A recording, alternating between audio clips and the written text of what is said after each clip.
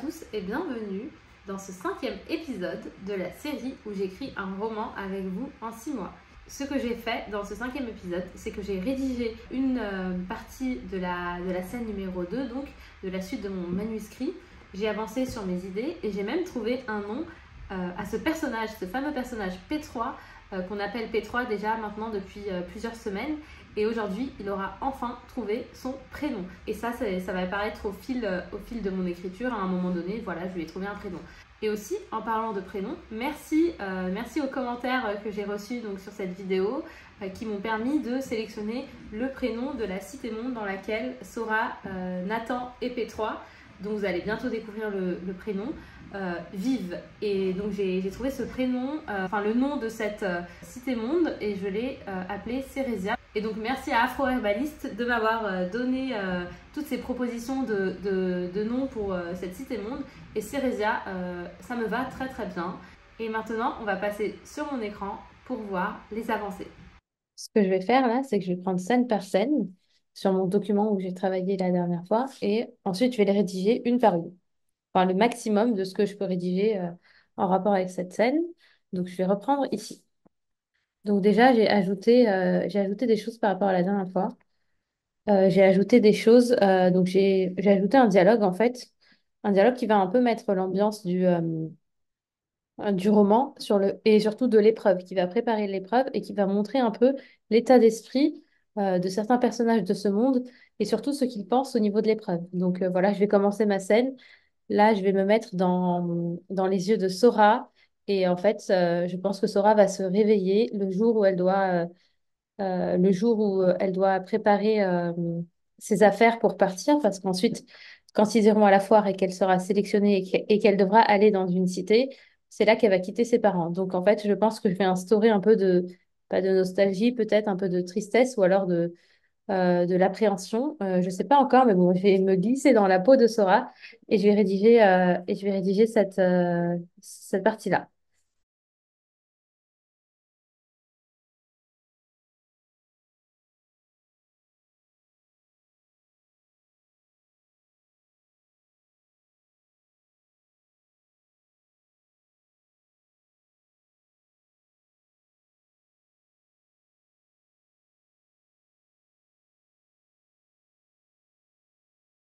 Là, en fait, j'imagine une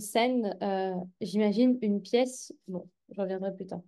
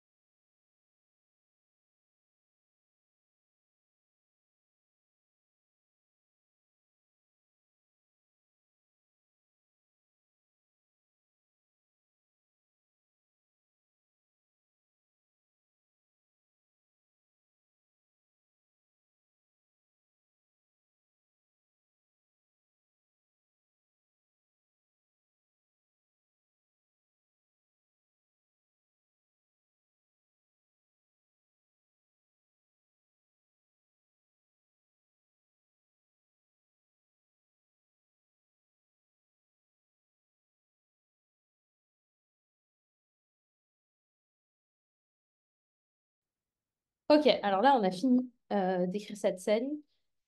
On va peut-être en écrire d'autres entre-temps parce que j'ai pas encore eu cette discussion. Là, en fait, ce sera encore une scène, je pense. Une scène au travail du père de Sora, justement, sur le feu. Ensuite, là, bon, c'est bon, j'ai mis une petite phrase qui signifie ça. Et quelques jours plus tard, oui. Bon, donc là, il faut que je clarifie ce qui se passe. Nous, on avait laissé l'histoire dans sa rédaction à ce niveau-là, où Sora va à l'école, mais il faut poursuivre la scène numéro 1. Ici, ce que je vais devoir faire, c'est que je vais dire, OK, arriver sur les lieux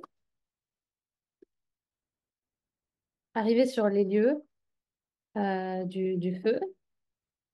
Il y aura sûrement un discours des professeurs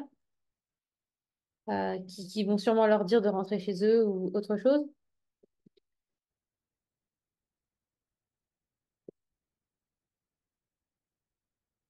Et voir justement si, s'il n'y a pas de blessés. Et peut-être pendant les explications, on apprendra que quelqu'un est décédé. Peut-être que c'est l'ancien concierge qui s'occupe justement de ce bâtiment.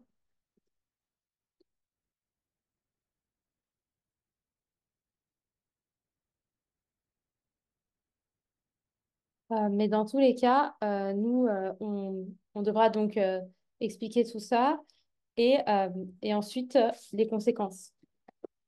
Les conséquences pour les élèves.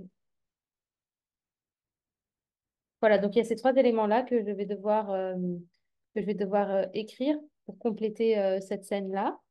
Ensuite, sur la scène 2 que j'ai écrite aujourd'hui, donc on est chez Sora, quelques jours plus tard.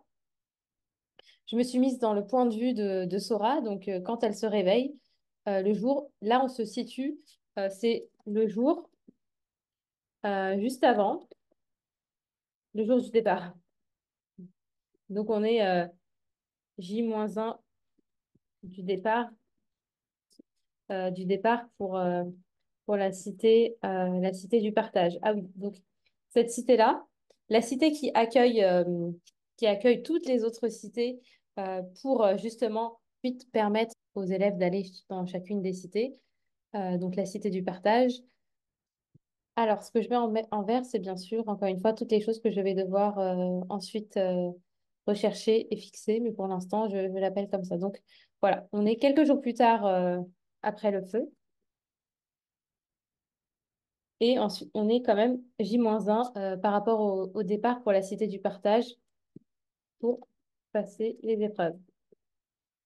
Donc là, c'est le moment dans lequel on est. C'est pas encore clair, mais je vais le fixer au bout d'un moment. C'est pas important, ça ne me bloque pas dans la rédaction de la scène suivante.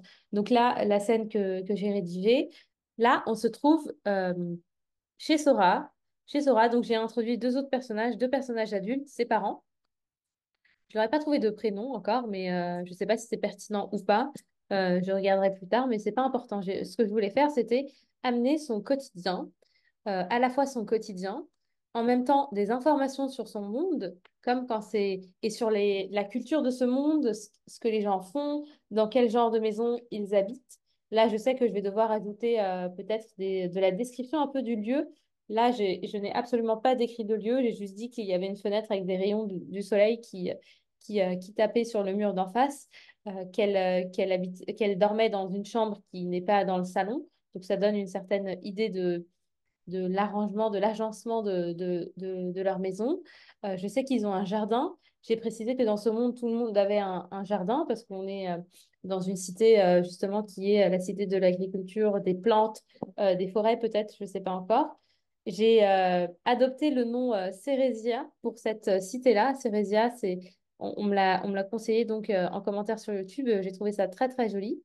Euh, voilà, donc j'ai aussi ajouté des éléments pour l'arc secondaire enfin, ce sera aussi un arc principal finalement, mais c'est pas l'intrigue, mais c'est la relation entre Sora, Nathan et P3, et notamment Sora et P3. Et là, j'ai mis plein d'éléments pour montrer au lecteur que Sora accorde de l'importance à cette relation avec P3.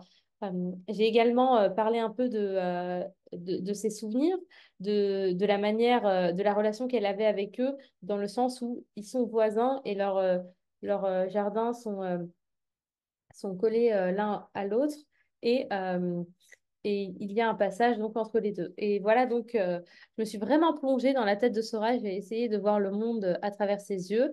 Bon, elle a bientôt 15 ans, donc je ne sais pas si les termes que j'ai utilisés sont adaptés. Bon, je me souviens plus, j'ai pas 15 ans. Et donc, mais pour le moment, je m'en fiche un peu, dans le sens où je sais que c'est quelque chose qui sera corrigé. Je serai en train de réécrire mon premier jet. Donc ça, pour l'instant, je ne m'en préoccupe pas. Il faut surtout pas que ça me limite dans l'avancée. Là, le seul objectif, c'est d'avancer et de finir le premier jet en prenant en compte toutes les idées et les éléments que j'ai mis juste avant. Donc là, vraiment, la correction, c'est pas... Là, quand vous m'avez vu rédiger, même si c'est en rapide, euh, je ne m'amuse pas à aller corriger à chaque fois les corrections que le doc me propose, sachant que des fois, elles sont pas très correctes. L'important vraiment, c'est, on s'en fiche, même si on fait des fautes de liaison, de choses comme ça, parce que l'idée là, c'est d'écrire le plus vite possible pour coucher vos idées par écrit. C'est vraiment, en fait, là, ce qu'on fait, c'est qu'on crée un pont entre les idées et le texte. Et pendant qu'on est en train de traverser ce pont-là, de l'idée à la version écrite, il ne faut pas en plus s'ajouter des tâches supplémentaires. Il faut bien écrire, il faut faire attention aux fautes. Ça, on s'en fiche un peu parce que ça, c'est le travail d'après. Là, on se consacre uniquement sur le fond et l'écriture du premier jet. Et surtout, transmettre ses idées. Le reste sera corrigé, bien sûr, plus tard. C'est pour ça qu'on se permet de ne pas s'en préoccuper maintenant. Là, j'ai ajouté le concept de se recharger. C'est une pratique qui se passe sur cette planète, sur cette cité-monde. Les gens, en fait, comme ils sont connectés à la Terre, comme c'est la cité de l'agriculture, j'ai mis une pratique qui est en rapport avec ça. Et là, l'idée de cette pratique, c'est qu'en fait, quand ils marchent pieds nus et qu'ils sont connectés à la Terre, ils se rechargent, ils montent en énergie, ils ont plus d'énergie finalement, ils se sentent mieux. Et c'est une pratique quotidienne, je pense qu'ils font tous. Et donc, c'est les parents qui instruisent les enfants dans cette pratique. Et c'est pour ça que là, c'est la mère qui rappelle à sa fille d'aller se recharger parce qu'elle a l'impression qu'elle a une sale tête. Voilà, donc j'ai essayé de décrire un peu la manière de se recharger. Donc, c'est retirer ses chaussures, mettre ses pieds sur l'herbe, fermer les yeux, faire quelques respirations profondes. Je verrai plus tard si j'ai pas d'autres éléments à ajouter à ça, ou alors s'il ne faut pas aussi ajouter d'autres pratiques similaires. Bon, on verra de toute façon au fur et à mesure de l'avancée. On pense à des choses. Et ça, c'est quelque chose que je n'aurais pas pu imaginer. Vous vous souvenez, donc la semaine dernière, quand j'étais là en train de dire, OK, dans cette scène, je vais écrire ça, puis dans cette scène, je vais écrire ça, puis dans cette scène, je vais écrire ça. Ça, c'est la théorie. Et ensuite, quand on est en pratique, quand on est vraiment immergé dans la tête de notre personnage, dans ses yeux, on avance vraiment en fonction de ce qu'il voit lui, de son monde à lui. Et là, il faut se laisser faire, entre guillemets. Il faut vraiment laisser le personnage avancer dans ce monde qu'on imagine et essayer au maximum de se connecter à ce qu'on voit, à ce qu'on imagine pour pouvoir l'écrire. Et forcément, ici, il y a plein, plein, plein d'idées qui sont ressorties que je n'aurais pas pu prévoir ici. Si je voulais planifier et écrire toutes les idées que j'allais mettre ensuite dans mon manuscrit, enfin, c'est impossible parce que le processus de création, surtout quand on est plongé dans le personnage, ben, en fait, on a plein, plein de choses qu'on n'aurait pas pu prévoir et qui viennent. Et il ne faut surtout pas se bloquer et il ne faut pas se dire, ah, mais ça, je l'avais pas prévu ou ça, je sais pas comment l'intégrer. Si votre personnage sent l'envie de l'écrire ou de faire ou d'aller quelque part par là, comme moi, mon personnage a eu l'envie d'aller au fond du jardin vers cette porte, j'aurais jamais imaginé que c'était cette porte.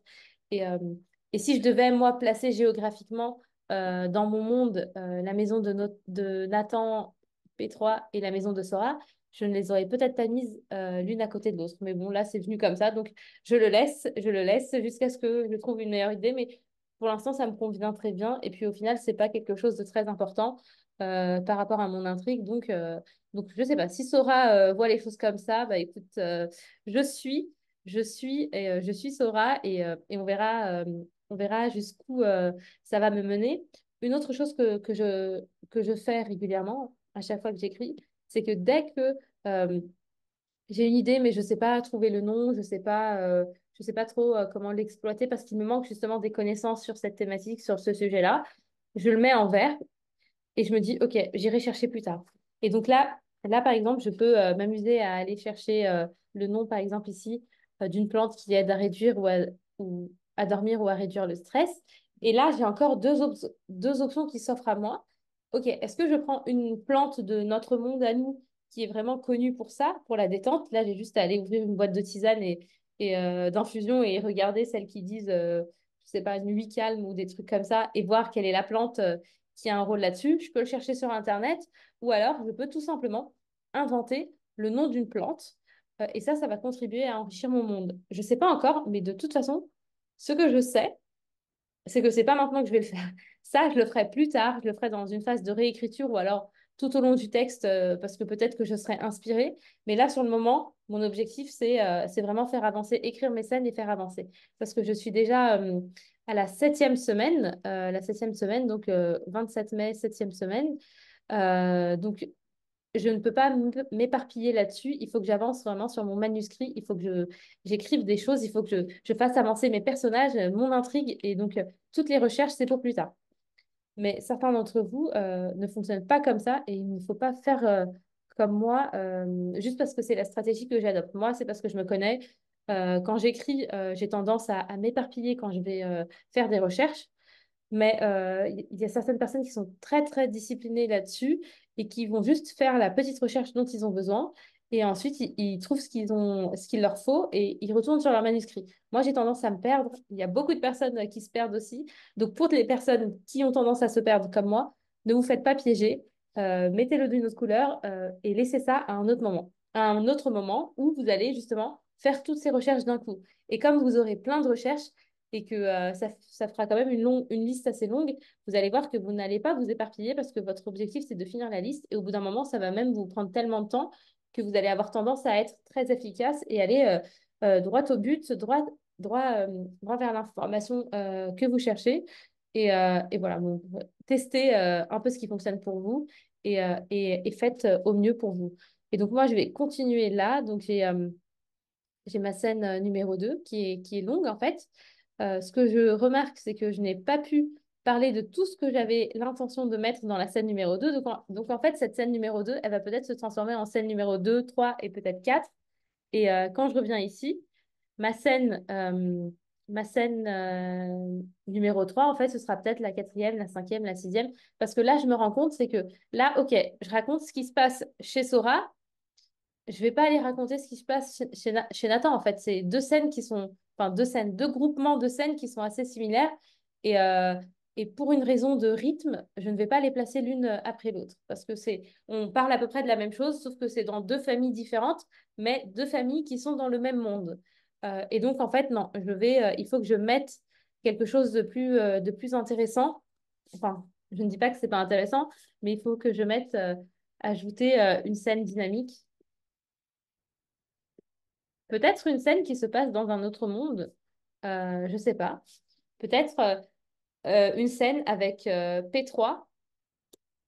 Ah, je vais le noter, c'est une idée. Peut-être une scène avec P3 qui, euh, qui est soit pressé, soit triste de quitter donc la cité dans laquelle il a passé un an, celle avec ses amis. Je sais pas trop ce que je vais faire, sachant que je voulais conserver le point de vue de Sora jusqu'au moment de la foire. Donc ça, je sais pas encore. Qui est triste ou content et pressé, qui est triste ou alors content et pressé de retrouver ses proches. Et ses proches. Euh, à définir ça, je sais pas encore.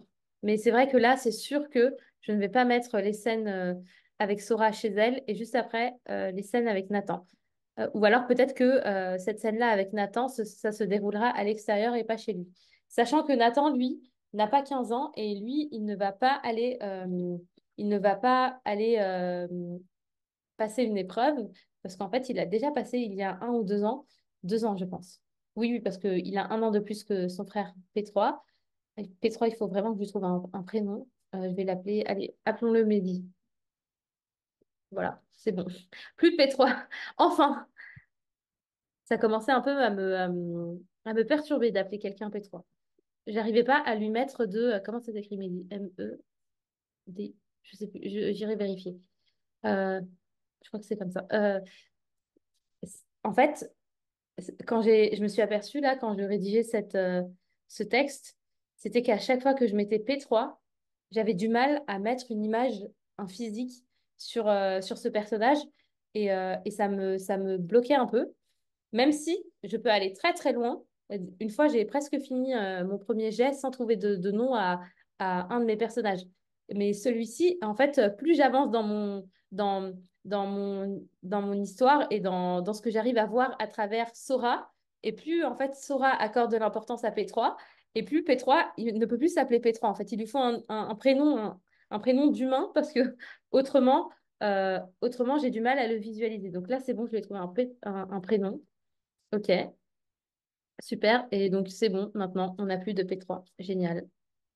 Je vais changer au fur et à mesure. Je ne vais pas m'amuser à le faire maintenant. Ok, donc je reviens ici. Euh, ok,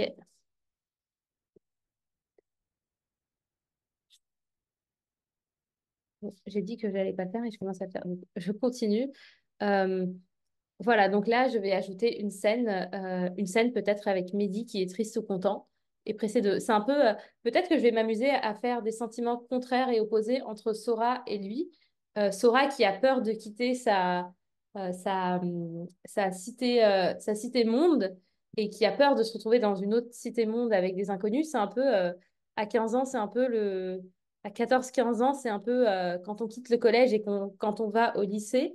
Et en fait, on quitte quelque chose qui est vraiment devenu notre zone de confort parce qu'on est en troisième. Ça fait 4 ans qu'on est au collège, on connaît tout le monde. En troisième, on fait partie des plus grands. Et là, on va passer au lycée, on sera à nouveau les plus petits. Et souvent, le lycée ne se trouve même pas dans la ville où on a vécu. Et en fait, souvent aussi, nos amis du collège ne vont pas dans le même lycée que nous. Et là, en fait, on est perturbé et on appréhende, on va quitter une zone de confort, le collège, et on va aller au lycée. Et là, c'est un peu ce que Sora est en train de vivre. C'est pour ça que dans mon manuscrit, là, j'étais en train de parler, enfin, j'ai beaucoup parlé de ce qu'elle ressentait, de ses angoisses, même si je pense que je peux appuyer encore plus. Mais je l'ai pas mis comme le fait d'être excitée et de découvrir un nouveau monde, mais surtout comme la peur, l'inquiétude de quitter ce qu'elle connaît. Euh, et donc, oui, ce que je disais, c'était que j'allais peut-être mettre une opposition entre ce que ressent Sora et ce que ressent P3, enfin Mehdi maintenant. Ce que ressent Mehdi, Mehdi, lui, il vient de passer un an, donc il a eu peut-être les mêmes peurs et appréhensions que Sora il y a un an, mais maintenant, ça fait un an qu'il est dans cette cité-monde et il a dû rencontrer plein d'amis, avoir des nouvelles habitudes. Et lui, en fait, peut-être qu'il ne sera pas triste de quitter cette nouvelle cité, mais qu'à la fois, il ne sera peut-être pas pressé de revenir dans son ancien monde, dans sa cité-monde, parce que peut-être que pendant un an, euh, vu qu'il a été sélectionné pour être dans cette cité, c'est que certaines de ses valeurs, comme on en parlait la dernière fois dans la vidéo précédente, certaines de ses valeurs sont très proches de celles de cette nouvelle cité. Et donc, en fait, il y aura peut-être un conflit interne dans sa tête avec tout ce qu'il a appris, tout ce qu'il aura appris et découvert cette année, peut-être que ça lui fait voir son ancienne cité, monde, celle qui est Sérésia maintenant, appelons-la Sérésia parce que maintenant elle s'appelle Sérésia. Peut-être qu'il va, en repensant à Sérésia, il va se dire, ben, je sais pas en fait, je sais pas ce qu'il va se dire, mais quand on rentrera dans son point de vue, il sera peut-être content ou pas très content, ou alors pressé ou pas trop pressé, triste, enfin bref. Mais je vais essayer de faire une opposition émotionnelle entre ces deux personnages face à la même réalité, quitter l'endroit, la zone de confort qui est la leur, et repartir pour Sora dans une nouvelle cité, ou repartir pour Mehdi dans sa cité initiale, donc Sérésia. On verra. Mais je pense que je vais créer quelque chose comme ça.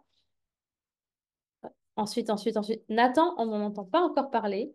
Nathan, donc j'ai confirmé, j'ai validé mon idée de faire en sorte qu'il y ait un conflit entre ces deux frères. Et c'est pas un conflit visible. C'est juste qu'ils ont peut-être des intérêts qui divergent. Parce que peut-être que P3, pardon, peut-être que Mehdi n'est pas allé dans la même cité que son frère Nathan. Et ça en dit long sur leurs valeurs profondes différentes et surtout sur leur centre d'intérêt. Et en fait, là, on a le cas typique de deux frères qui grandissent, qui étaient peut-être meilleurs amis quand ils étaient enfants, mais là, quand ils grandissent à l'adolescence, chacun a des centres d'intérêt différents et il s'éloigne un peu. Et peut-être qu'il y en a un qui le vit un peu plus mal que l'autre, qui vit cet éloignement un peu comme un abandon, pardon. Je ne sais pas encore, mais ce serait très intéressant d'étudier un peu cette évolution émotionnelle entre les deux frères. Et peut-être qu'on va mettre Sora au centre de ce conflit. Peut-être que, il y a aussi des émotions liées à l'adolescence, à cette amie, Sora, amie d'enfance, qui devient peut-être un peu plus qu'une amie d'enfance. Je sais pas, mais en tout cas, on va faire un peu comment dire ça? Bon, on va trouver le moyen de relier tout ça et d'expliquer tout ça à travers l'évolution émotionnelle de ces personnages-là, de ces trois personnages-là, qui en fait, je suis contente parce que plus je commence à écrire et à réfléchir à ce qui va leur arriver, et plus je suis très contente. C'est comme si, quand on rencontre des nouvelles personnes et que petit à petit, on découvre des choses sur ces nouvelles personnes, et qu'on commence à les apprécier parce que plus on connaît des choses et plus ça nous plaît et plus on se dit qu'on deviendra amis. Et en fait, c'est un peu l'effet, et ça fait ça à beaucoup d'écrivains, quand ils sont en train de créer leur personnage, bah, ils s'y attachent et ça devient, à la fin du roman, quasiment des amis parce que, ils ont passé énormément de temps entre eux et en général, on crée des personnages qu'on a tendance à bien aimer. Donc voilà, je commence à ressentir cet effet qui est un effet habituel et c'est un très bon signe. Dites-moi en commentaire si vous aussi ça vous arrive quand vous êtes en train de rédiger ou de parler de vos personnages. Ça fait beaucoup d'idées pour cette semaine. Pour aujourd'hui, on va s'arrêter là et je vous retrouve dans une semaine avec encore plus d'idées pour les scènes suivantes. Et, euh, et merci à ceux qui ont participé en commentaire. Les idées ont été très, très utiles. J'aimerais, si, pour ceux qui ont des idées, que vous me trouviez un nom à la Cité Monde où va se dérouler la sélection, les épreuves pour les enfants. Cette Cité Monde-là, c'est celle qui accueille année après année l'ensemble des événements et l'ensemble des cités mondes qui veulent se déplacer, qui veulent bien se déplacer. Et donc, c'est là où il y a la foire. Et en fait, cette cité, pourquoi est-ce que ça se passe là? Parce que justement, les habitants de cette cité sont des gens qui adorent l'accueil, le partage, et qui ont ces valeurs-là. Accueillir, partager, rapprocher. Et donc, en fait, il me faudrait un nom en rapport avec en rapport avec ces affinités-là que ces personnes ont. Donc voilà, si vous avez des idées, mettez-les moi en commentaire. Et surtout, n'hésitez pas, si vous avez des idées pour la suite, si vous avez des idées sur ce que j'ai déjà écrit, n'hésitez pas à les mettre en commentaire. Et puis, je vous dis à la semaine prochaine.